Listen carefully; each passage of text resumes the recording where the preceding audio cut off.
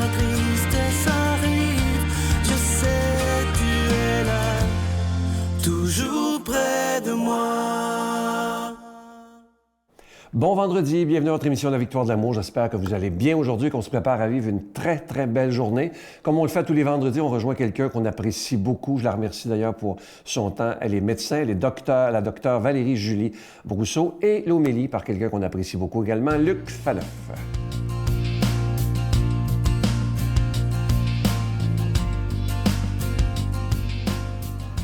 Bonjour, ici Dr Valérie Julie Brousseau avec la chronique Nomade du désert. Nous poursuivons notre montée vers Pâques dans le Carême et aujourd'hui, j'aimerais vous parler de la prière.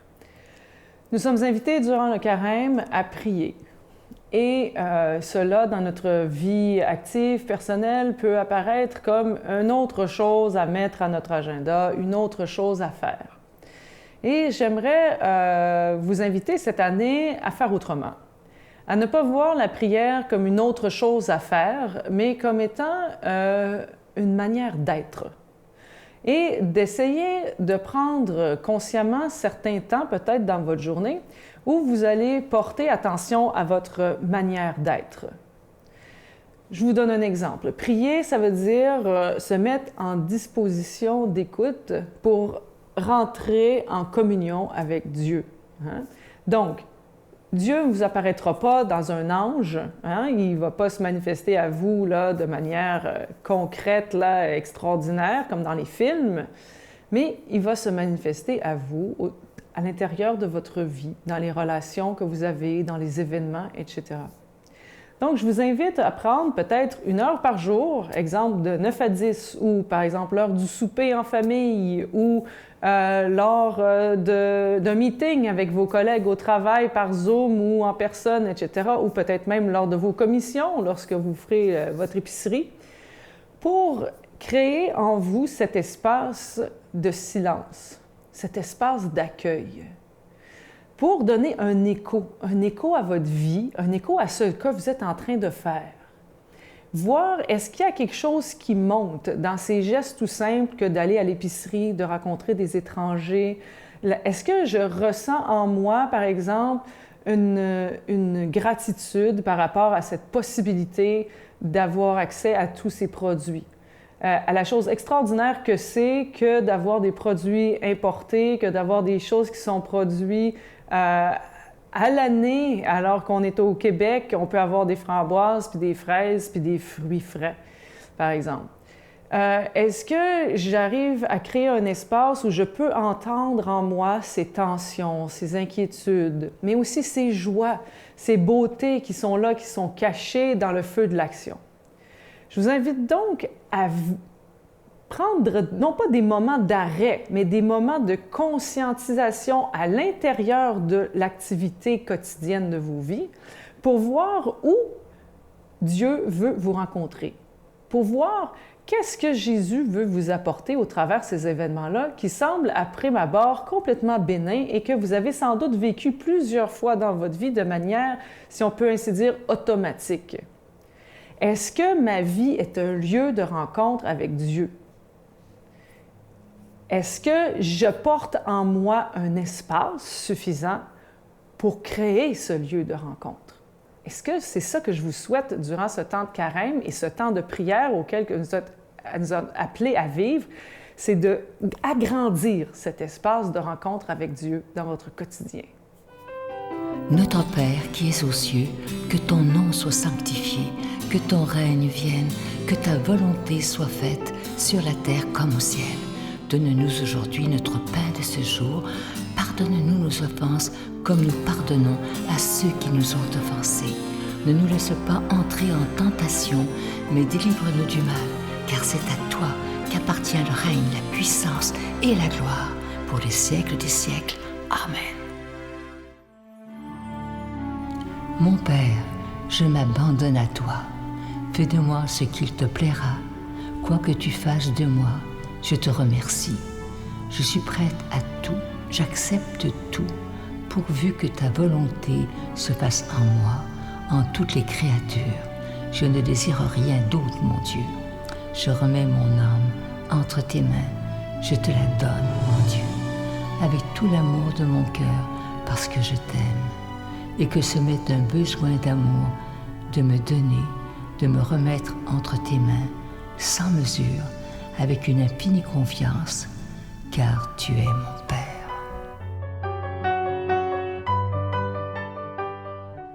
Nous sommes en plein mois de mars, plein mois du Carême 2021. Comme vous le savez, comme on fait à chaque année, pendant le Carême, c'est exceptionnel, il n'y a pas de cadeau du mois. Ce qu'on vous suggère, ce qu'on vous demande, c'est de faire un don, mais sans attendre rien en retour, simplement pour que la parole de Dieu soit annoncée. Et dans les moments qu'on vit depuis longtemps déjà, on a vraiment besoin de cette parole de Dieu, de cette espérance, de cette lumière au bout du tunnel. Et moi, ce que je trouve magnifique, c'est depuis maintenant plus de 26 ans, cette œuvre, elle existe pour donner justement de l'espérance parce qu'on en a vraiment, vraiment besoin. Alors, je vous remercie de tout cœur de ce que vous ferez, tout à fait gratuitement. Vous savez que Saint Paul dit dans une de ses lettres, Dieu bénit celui qui donne avec joie. C'est très important de donner si ça nous fait plaisir. Il ne faut jamais se sentir obligé. Alors, je vous dis merci de tout cœur de votre don spécial du Carême. Je vous donne l'adresse. La Victoire de l'Amour, case postale 120, succursale Boucherville à Boucherville. Le J4B 5E6, je vous la redonne. La Victoire de l'Amour, case postale 120, succursale Boucherville à Boucherville. Le J4B 5E6, également par téléphone du lundi au vendredi par carte de crédit de 8h30 à 16h30 dans le 514-523-4433, 523-4433 ou sans frais le 1-888-811-9291, 1-888-811-9291 et aussi sur notre site Internet, le www.lavictoiredelamour.org. Alors, merci de tout cœur, comme je vous disais tantôt, de ce que vous ferez pour la Victoire de l'amour. Merci de donner des mains à la Providence et merci de votre don tout à fait spécial du Carême 2021.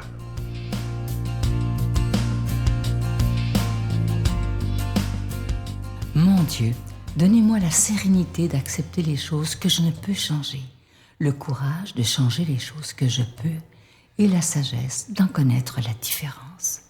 Amen.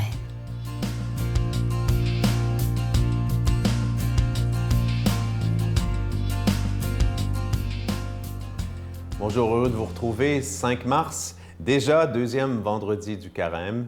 Je ne sais pas, est-ce que vous jeûnez encore?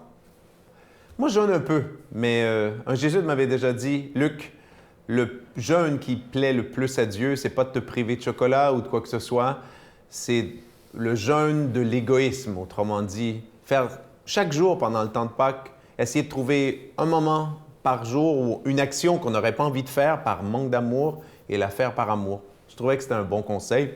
Voilà, j'en témoigne aujourd'hui. Donc, l'Évangile va nous montrer que, d'aujourd'hui, c'est très beau, va nous montrer que Dieu ne se laisse jamais vaincre par les rejets de son peuple, mais aussi par nos rejets personnels. Donc, demandions à l'Esprit Saint qui a inspiré toute cette fantastique histoire qu'est la Bible, cette histoire d'amour entre Dieu et son peuple, donc de venir habiter nos cœurs afin que cette parole porte du fruit. Jésus disait aux chefs des prêtres et aux pharisiens, « Écoutez cette parabole. Un homme était propriétaire d'un domaine. Il y planta une vigne, l'entoura d'une clôture, y creusa un pressoir et y bâtit une tour de garde. Puis il la donna en fermage à des vignerons et partit en voyage. Quand arriva le moment de la vendange, il envoya ses serviteurs auprès des vignerons pour se faire remettre le produit de la vigne. Mais les vignerons se saisirent des serviteurs, frappèrent l'un, tuèrent l'autre, lapidèrent le troisième. De nouveau, le propriétaire envoya d'autres serviteurs encore plus nombreux que les premiers, mais ils furent traités de la même façon. Finalement, il leur envoya son fils en se disant « Hé, hé, ils respecteront mon fils. » Mais voyant le fils, les vignerons se dirent entre eux, « Voici l'héritier. Allons-y, tuons-le, nous aurons l'héritage. » Ils se saisirent de lui, le jetèrent hors de la vigne et le tuèrent. Eh bien, quand le maître de la vigne viendra, que fera-t-il à ces vignerons? On lui répond, « C'est misérable. Il les fera périr misérablement. Il donnera la vigne en fermage à d'autres vignerons qui en remettront le produit en temps voulu. » Jésus leur dit, « N'avez-vous pas jamais lu dans les Écritures, la pierre qu'ont rejetée les bâtisseurs est devenue la pierre angulaire? C'est là l'œuvre du Seigneur, une merveille sous nos yeux. Aussi, je vous le dis, Le royaume de Dieu vous sera enlevé pour être donné à un peuple qui lui fera produire son fruit. » Les chefs des prêtres et les pharisiens, en entendant ces paraboles, avaient bien compris que Jésus parlait d'eux. Tout en cherchant à l'arrêter, ils eurent peur de la foule parce qu'elle le tenait pour un prophète. Acclamons cette parole de Dieu. Louange à toi, Seigneur Jésus. Si on devait résumer, je dirais en très, très peu de mots, la péricope, l'extrait qu'on vient d'entendre, ça irait comme suit. Dieu ne se laisse jamais, jamais vaincre par nos refus, par les refus humains. Quand on regarde l'histoire de la Bible, là on est dans le temps de Pâques, hein? Puis dans le temps de Pâques, ça va être ça le plus grand refus, celui évoqué par la parabole. Dieu qui envoie des prophètes et encore des prophètes. On les fait taire, on leur coupe la tête et tout le reste. Dieu va envoyer son propre Fils. Et on sait quoi? Nous, on connaît la fin. En tout cas, la fin tragique. Le Fils va être rejeté. Malgré cela, quand on y pense, toute l'histoire de la Bible, et avant même l'histoire de la Bible, la création du peuple d'Israël, si vous étudiez l'histoire de religion, comme j'ai eu la chance de le faire, depuis toujours, les êtres humains ont cherché, dans toutes les cultures, ont cherché Dieu, ont cherché sens à leur vie, sens à cette grande aventure, à l'univers, aux étoiles et à tout le reste. Puis là, la Bible nous enseigne, avec l'arrivée du monothéisme, de la croyance en un seul Dieu, que, Dieu, là, a choisi un peuple. Donc, Dieu est venu à la rencontre des êtres humains, et à Noël, on a célébré venu même dans la chair, c'est une croyance chrétienne, et pour se révéler, pour dire qui il était, et surtout pour révéler son plan d'amour, son plan de salut pour l'histoire de l'humanité. Autrement dit, Dieu révèle qui il est, mais Dieu révèle aussi ce qu'il nous propose, ce qu'il veut faire avec nous. Une alliance d'amour.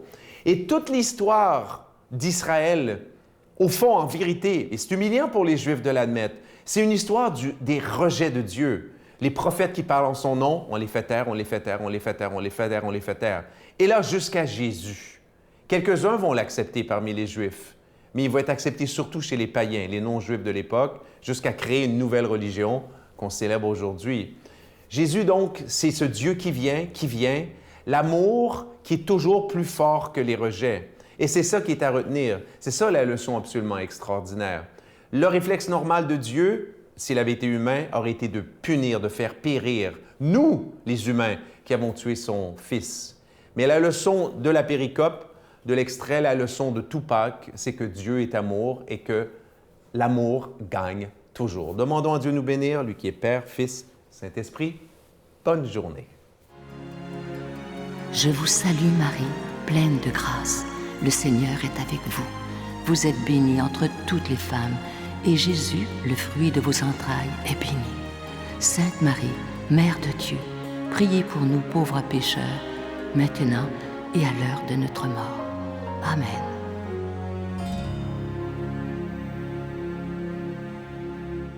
Je vous invite à ne pas manquer l'émission de ce dimanche. On a décidé avec l'équipe de la Victoire de l'amour de rendre hommage à quelqu'un qui m'a beaucoup touché à la Victoire de l'amour. Il est décédé malheureusement le 26 décembre dernier. Il s'agit de Derek Aucoin. On va vous présenter les meilleurs moments des deux entrevues qu'il m'a données. Je dois vous dire que je n'oublierai jamais cet homme, Derek. Et je me souviens de la première émission qu'on a fait par Skype ensemble. Le lendemain, je recevais un email de lui qui est tellement touchant, où il me disait qu'il priait pour moi. En tout cas, je dois vous dire qu'il y a des gens qui m'ont touché dans la vie, mais lui m'a vraiment, vraiment touché. Il est mort si jeune, 50 ans seulement. Manquez pas ça ce dimanche. Et même quand ça va pas, tu réussis à garder la gratitude. Absolument. Oui, parce que lorsqu'on fait des... Bien, ça a toujours été... Je me suis toujours considéré quelqu'un de privilégié. Je considère que toute ma vie, ça a été une série de bénédictions consécutives. Lorsque je regarde et je dirais, c'est avec du recul, le portrait de ma vie a été rempli de bénédictions. Et c'est pas la maladie qui change ça.